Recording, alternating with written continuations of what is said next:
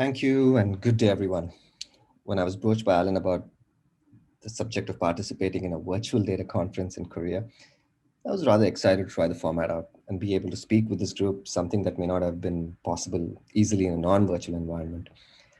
And while I was thinking about what might be a useful subject to talk about, especially keeping in mind the tracks in this event around innovative use cases, I thought spending time about how we have been solving for customer data at scale at Grab might be a relevant topic.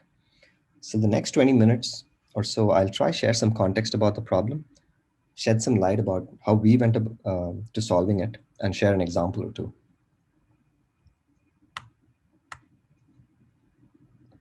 I'll start off with a little context about Grab today. Currently, we are in over 340 cities around 8 countries with over 163 million downloads. We are on at least 1 in every 5 smartphones you'll see in this part of the world. We're undoubtedly the largest consumer platform, have a very heterogeneous and vibrant user base. Our customers and partners wear multiple hats. Behaviors and attitudes are very divergent depending on the country or even the market in Southeast Asia. And we are not just the largest transportation platform in the region. We've actually done over 6 billion transactions to date. That's 6 billion times that customers have made a deliberate choice to either ride with Grab, order food from our merchant partners, or make deliveries, etc. And this has happened within the last 8 years. So we hit our first billion transactions in the fifth year and got to 5 billion more within the next 3 years. In short, we have a wealth of data about our customers, and the rate of growth of that data has been exponential, really. And that customer data over time has led us to create a number of contextual experiences, both in the product as well as how we launch verticals relevant to specific segments of customers.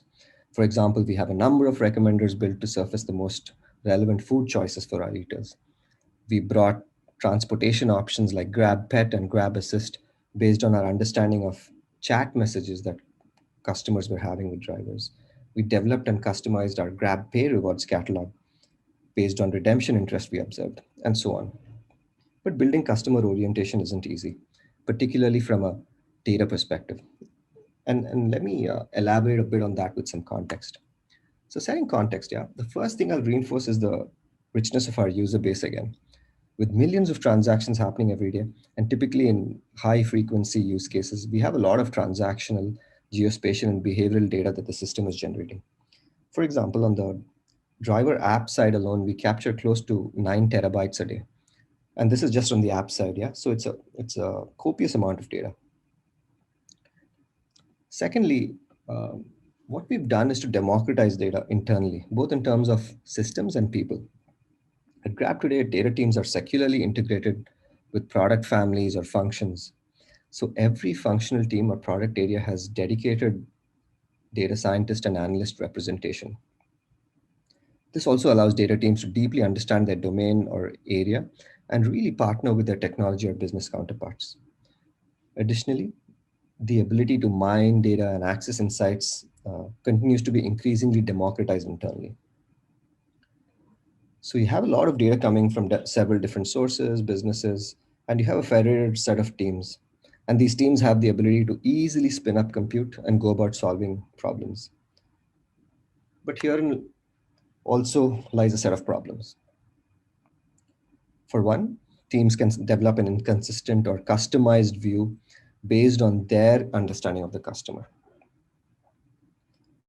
So we potentially run into a situation where different teams might be building different customer segments. For instance, marketing and demand planning could build transactional or behavioral segments that have specific acquisition or retention objectives. Product data science teams might leverage in-app behavior-based segments to develop recommenders on the app. Business teams could develop needs-based segments like customers with pets, travelers, etc., for specific vertical level objectives. And a lot of times these segments may be even overlapping, but still defined differently based on the team. So essentially these localized needs without a unified platform leads to some inconsistency. And additionally, as teams build their own models, bases for segmentation, they might not leverage the entire set of features at their disposal. For example, the food team might build a recommender using attributes they have on hand, It could overtly be anchored to attributes related to the eater, incorporate dimensions like basket construct, cuisine type, merchant types, subscriptions, etc., which are extremely important features, by the way. But that said, might miss including, say, geospatial or cross-functional demand behavior, which could be potentially useful signals as well. So the federated structure could lead to teams building for the eater and not necessarily the consumer. Almost akin to the parable of the blind man and the elephant, where no one has seen an elephant, but is conceptualizing the creature by touching parts of it. So we are looking at a set of correlations and feature relationships and validate hypotheses or build systems, but while discounting the universe of dimensions available and therefore those cross-functional relationships. Okay, finally, two more problems. Because autonomy is the norm and compute is available at everyone's disposal, multiple teams are building models at scale, running granular computations at a user level, and so on, which eventually translates to exponential increases in cost. Additionally, there's a problem of data refreshes and maintenance. With multiple pipelines running, teams encounter significant overheads to maintain these pipelines. Often data ends up being stale, not reusable in production, or it's also not easy for one team to leverage another's work, even if they happen to so discover the pipeline. Okay, so with that background, we embarked on our Customer 360 initiative to build a consistent canonical understanding of our customers. There were four guiding principles really that the working team came up with. One, that it solves specifically to deepen our understanding of customers. Two, that it helps us build a consistent enterprise level view. Three, that the assets created should be easily reusable by different kinds of teams. And four, in true Grab fashion, could we also build an element of crowdsourcing and curation here? So it's sort of an inclusive process and frankly beyond any single team. Our near-term goals were obviously developing that unified platform that we could democratize then across tech or business, and enabling a standardized view so that we can reduce overlaps, redundancies, compute, and so on. So what is Customer 360? Essentially, it's our in-house customer data platform. It's intended to be a single source of truth for customer attributes, where feature access could be enabled via APIs, traditional data stores, via internal tools, where attribute creation is crowdsourced. Teams could either request for new attributes that are not available or integrate an attribute they may have developed locally in a very easy manner. There's a web app interface available for attribute discovery as well. So teams can look for what's available, almost like an internal Google for features. And currently we have over 3,400 attributes that are available at a user level. That's our technical architecture. I'll try and simplify it for this conversation. So the system is built entirely on the cloud. With the compute power of the Spark engine we've built, we are able to process really large volumes of user-generated signals efficiently. We have over 10 petabytes of data in our data lake, and we process about 30 terabytes daily. And using this architecture, we are able to build a unified atomic set of single source of truth tables fairly quickly. And if you look at the slide on the right side, you will see that we have built end user systems for different kinds of users. So there's an API layer for highly technical users like engineers and data scientists. There are segmentation tools and GUI-based toolkits for marketeers, business users, and ops teams, and so on.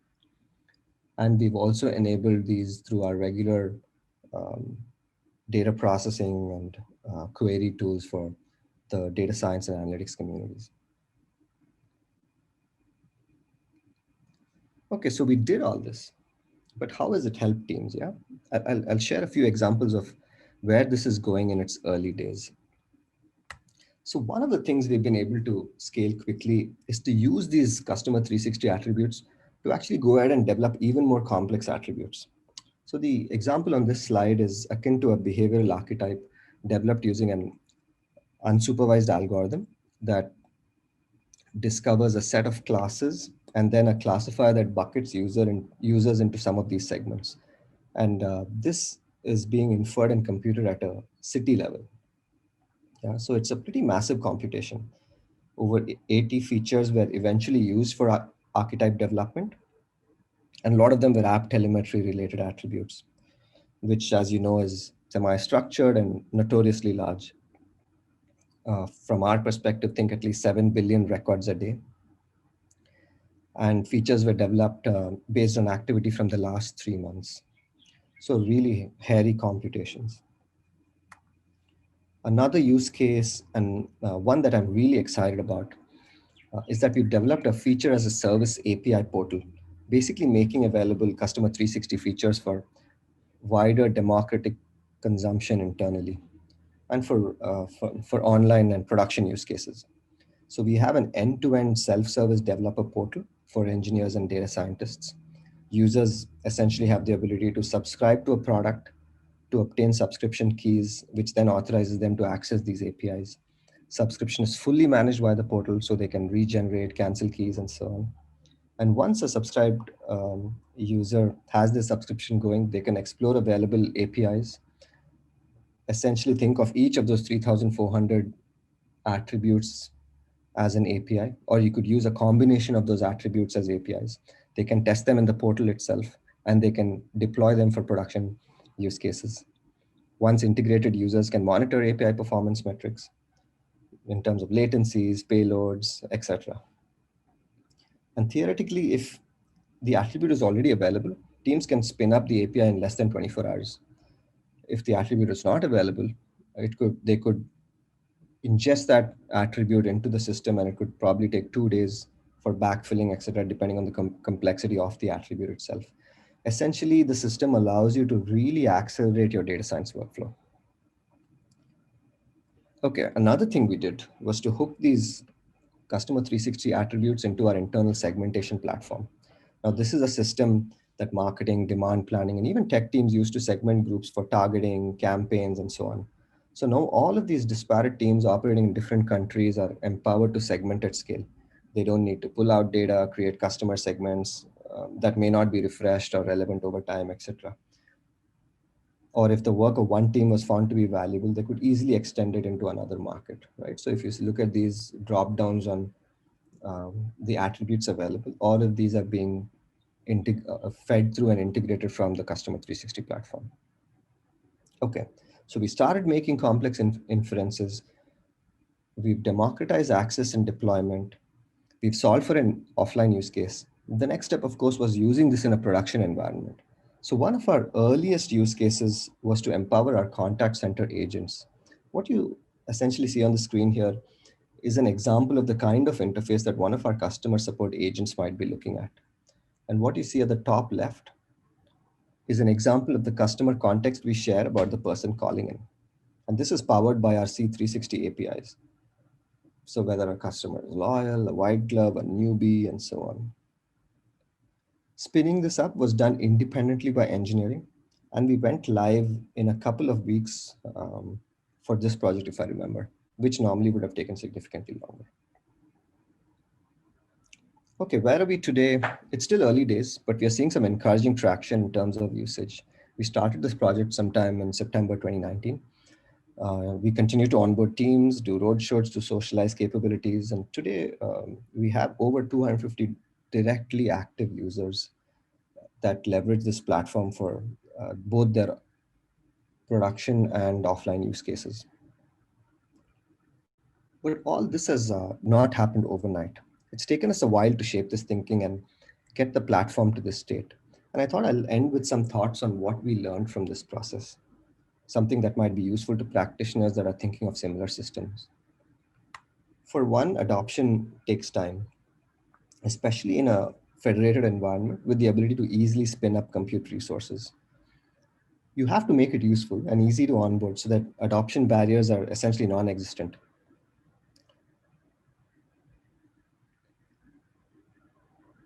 Since this directs end users to perform their job in a new way, the platform's offering should be tight, specific, and easy to use. Any small friction tends to deter users. end users. And we ourselves are still making progress on these fronts too.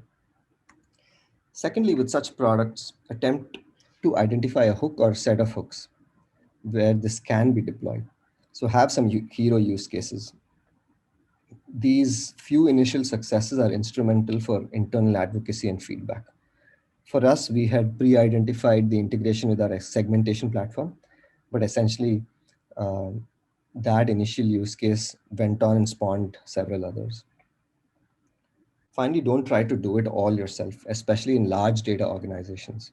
The path we took to crowdsource features did two things for us. One, it allowed us to really get to critical mass because several different teams started contributing or even requesting for new attributes. Two, the principle of we love what we cook tends to play out really well here because early contributors tend to embrace the central platform and drive usage and advocacy with others. Okay, that's really what I had today. This project is still in its infancy, given our long roadmap ahead, but it's an example of how we've been thinking of scaling data practices and democratization of data for different kinds of use cases. And although I presented this today, this is really the work of a wonderful team that's been toiling at the back. If any of this was remotely useful and if you have any questions, do feel free to reach out to me later as well. My LinkedIn handle is at the bottom of the slide. Thank you very much.